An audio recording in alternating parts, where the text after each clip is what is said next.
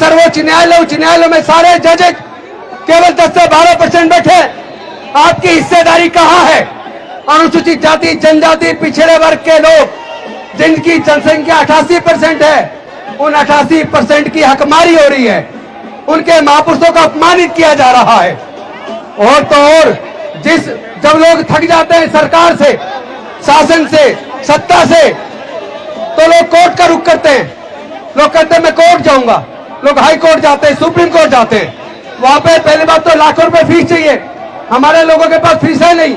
और वहां अगर मनोवादी जज है जिसके चरित्र में न्याय है ही नहीं, तो वो क्या आपको न्याय देगा? वो आपको न्याय नहीं देगा।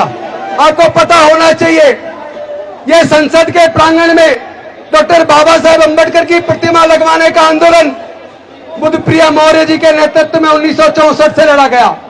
इस आंदोलन में लाखों लोग जेल गए, कितनी माताओं बहनों ने बच्चों को जेल में जन्म दिया, कितने ही हमारे समाज के लोग जेलों के अंदर गुजर गए।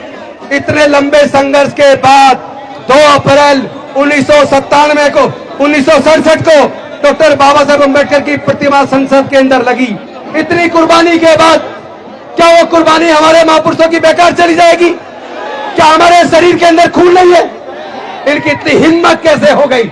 एक तरफ जहां चुनाव के ऊपर एग्जिट पोल आना था, 3 तारीख को एग्जिट पोल आना था और 4 तारीख को चुनाव का रिजल्ट आना था, रातों रात इन्होंने डॉक्टर बाबा साहेब अंबेडकर, बिरसा मुंडा जी, ज्योतिबा फूले जी, शिवाजी महाराज और हमारे बाकी महापुरुषों की मूर्तियां हटाकर संसद भवन के प्रांगण में कोने में ले जाकर लगा दी।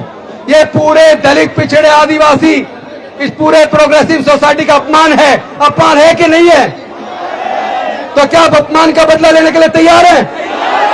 तो ध्यान देना, ये अनुशासनहीनता के साथ आप लड़ाई नहीं जीत पाओगे। अनुशासनहीनता के साथ लड़ाई नहीं जीत पाओगे।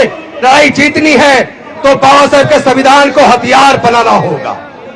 अपने समाज की शक्ति को, जनसंख्या को एकजुट करके एक ताकतवर बनाना होगा। हमारे समाज को तोड़ने के लिए केवल बाबा साहेब की प्रतिमा नहीं हटा रहे हैं, बल्कि सर्वोच्च न्यायालय के माध्यम से वो रिजर्वेशन जो डॉक्टर बाबा साहेब अंबेडकर जी ने हमारे हजारों साल के पढ़ने लिखने के रास्ते जो बंद थे, वो मनुस्मृति को ध्वस्त करके देश को इतना सुंदर संविधान देके हमारे पढ़ने के रास्ते खोले।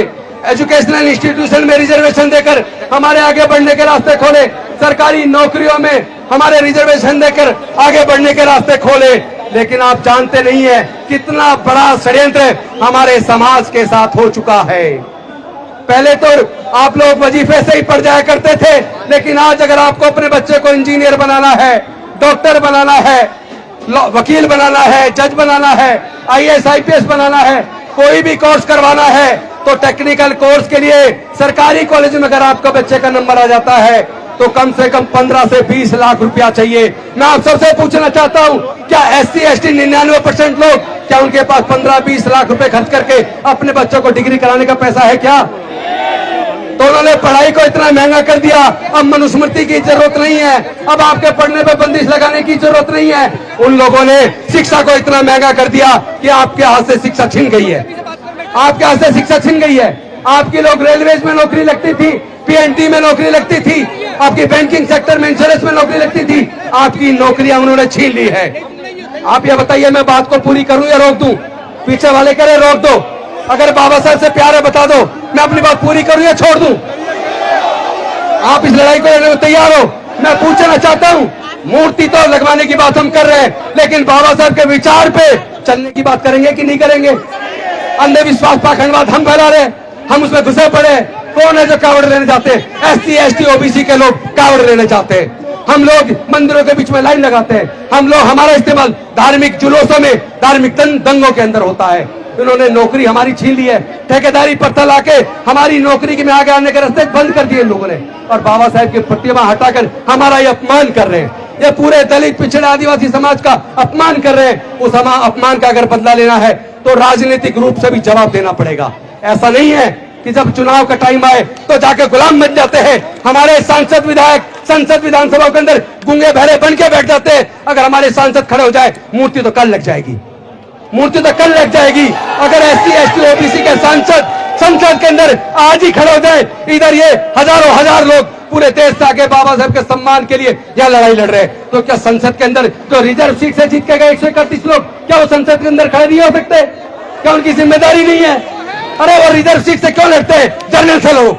अगर तुम्हारी हिम्मत है तो जनरल से लो। जब एससी सीट से लड़के जाते हो तो समाज के स्वाभिमान के लिए, बाबा साहब के स्वाभिमान के लिए, हमारे समाज का आत्मसम्मान के लिए आपको संसद के अंदर संसद को बंद करना होगा। आपको बाबा साहब की प्रतिमा वहीं वापस चाहिए कि नहीं चाहिए? तो जो संसद के अंदर बाबा साहब की प्रतिमा को उसी ऊंचाई पर, उसी जगह पर जहां पहले थी, अगर उसे लगाने के लिए संसद को बंद करने के लिए तैयार नहीं है, स्पीकर से के सामने खड़े होकर बोलने को तैयार नहीं है, ऐसे लोगों को हमारा प्रतिनिधित्व करने का कोई हक नहीं है। वो लोग समाज के साथ धोखा कर रहे हैं। ऐसे सांसद विधायक हमारे समाज के सामने धोखा कर रहे हैं। ये धोखा हमें स्वीकार नहीं है। हम ये धोखा स्वीकार नहीं करेंगे।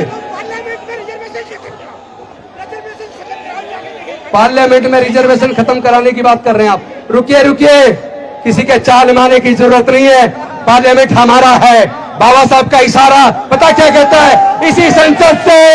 इसी संसद के अंदर से आपकी तकदीर लिखी जाएगी। आपको अच्छे लोग जिताकर इस संसद पे कब्जा करना है। इसीलिए इन्होंने डॉक्टर बाबा साहब की प्रतिमा को संसद के उस गेट के सामने से हटा के कोने में लगा दिया, ताकि आप लोग जागरूक ना हो पाए, अपने हक अधिकार की लड़ाई को लड़ ना पाए। तो साथियों, मैं अपनी बात को यह कह के खत्म करता हूं कि आज के प्रदर्शन कर देने मात्र से ये लोग रुकने वाले नहीं है। कभी आप सोचा आज प्रदर्शन हो गया तो मूर्ति लग जाएगी।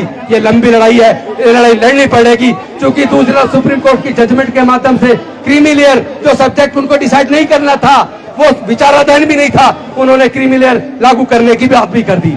और साथ ही साथ एससी, एसटी, ओबीसी उनके बीच में, जातियों के बीच में बंटवारा करने की भी बात कर दी। क्या बंटवारा आपको स्वीकार है? तो हम लोग मिलकर लड़ेंगे कि नहीं लड़ेंगे? जय जय जय जय जय भीम, जय जय जय जय जय भीम, जय जय जय जय जय भीम। बहुत बहुत धन्यवाद। सम्मानित साथियों, हमारे बीच में